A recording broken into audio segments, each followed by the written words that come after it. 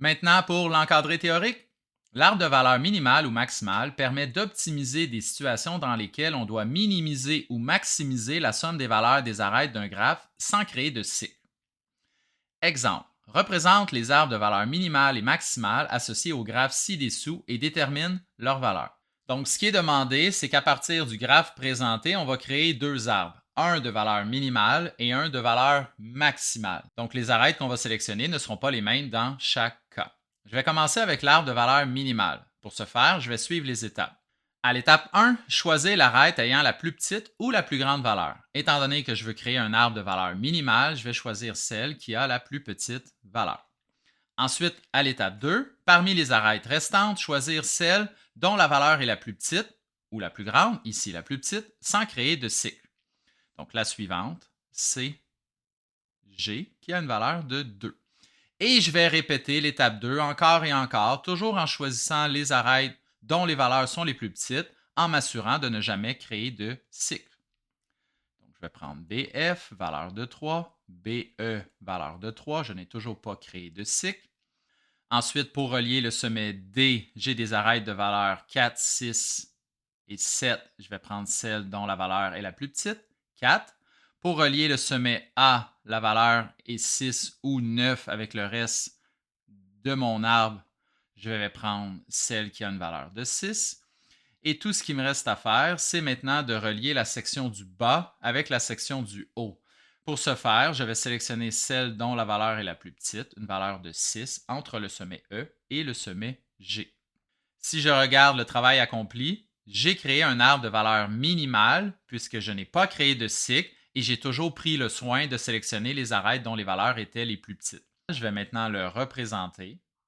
Donc, DH a été sélectionné, FH, j'ai BF, BE, AB, EG et CG. Les valeurs associées aux arêtes sont ici de 4, 1, 3, 6, 3, 6 et 2. À l'étape 4, je peux maintenant déterminer la somme des valeurs. Elle est de 25. On me demandait également de créer l'arbre de valeur maximale. Donc, les étapes sont exactement les mêmes, sauf que cette fois-ci, au lieu de choisir les arêtes dont les valeurs sont les plus petites, je vais choisir les arêtes dont les valeurs sont les plus grandes. Dans certaines situations, ce n'est pas l'arbre de valeur minimale, mais bien l'arbre de valeur maximale que vous allez devoir créer. Donc, il va falloir se fier au contexte pour choisir lequel est à prioriser. Je retourne dans mon graphe. À l'étape 1, je choisis l'arête ayant cette fois-ci la plus grande valeur. L'arête CH, ou j'aurais pu sélectionner l'arête AC à gauche. Ça ne change rien pour commencer. Ensuite, à l'étape 2, parmi les arêtes restantes, je choisis celle dont la valeur est la plus grande, évidemment AC. Et je répète l'étape 2 encore et encore en m'assurant de ne pas créer de cycle en sélectionnant toujours l'arête ayant la plus grande valeur. Donc, par la suite, je vais aller ici, CE qui a une valeur de 8, BD qui a une valeur de 7. Ensuite, je pourrais relier E et G avec une valeur de 6, A et B avec une valeur de 6, D et F avec une valeur de 6, et je réalise que tous mes sommets sont connectés entre eux et je n'ai pas créé de cycle. Ce sera donc mon arbre de valeur maximale. Il me reste à le représenter à droite et déterminer sa valeur. Je le représente. D et F sont connectés. B et D, A et B, A et C, CE, EG.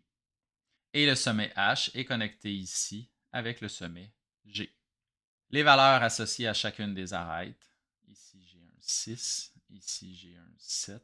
Ici, j'ai un 6, un 9, un 8, un 6 et un 9.